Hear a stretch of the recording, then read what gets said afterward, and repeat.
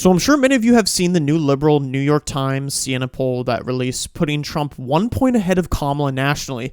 And this is interesting to me because we're aware that suppression polls exist, where pollsters don't release poll results they like, and we're aware that biased polls exist, where pollsters ask bizarre questions to lead you into answering in a way that they want you to.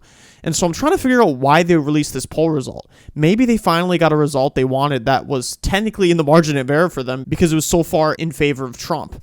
But the biggest focus right now is the state of Pennsylvania, because this election map is probably one of the likeliest scenarios. I personally think Trump could win more states, but the thing about this scenario is that Pennsylvania is the deciding factor in who gets to 270 electoral votes. But let's take Pennsylvania out of Kamala Harris's column and put him in a Donald Trump's column. Again, with the betting favorites, with Trump taking Pennsylvania, what happens when we turn Pennsylvania red?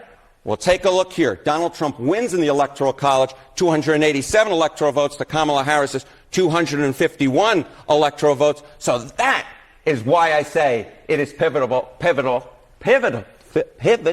Yeah. It is so important. It's worth adding letters. I will say it's worth adding letters. I can't even get it out. The bottom line is, it is so important. This state is very, very important. You important data people like to call it a tipping point state. It looks like Pennsylvania could be the tipping point state, which means the one state that will decide the election. Now, if it is in fact the tipping point state, is there any elected official in Pennsylvania who may have been on a ticket that might have made a difference? Well, this was the great question when Kamala Harris was making her VP selection. Who should she select? And, of course, folks like myself thought that she should take Josh Shapiro, of course, as the governor of the great Commonwealth of Pennsylvania. Why? Because his approval rating is 59%.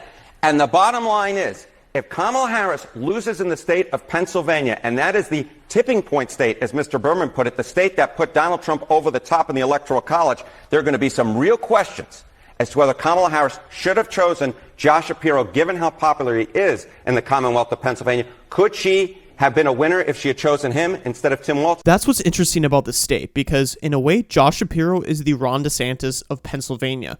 But let's hope that tomorrow's debate won't put us in a scenario where it's one state that decides it all. We want to put ourselves in a position that wins all the swing states. So Kamala, blabber away about your failed record tomorrow. Thank you. Good night.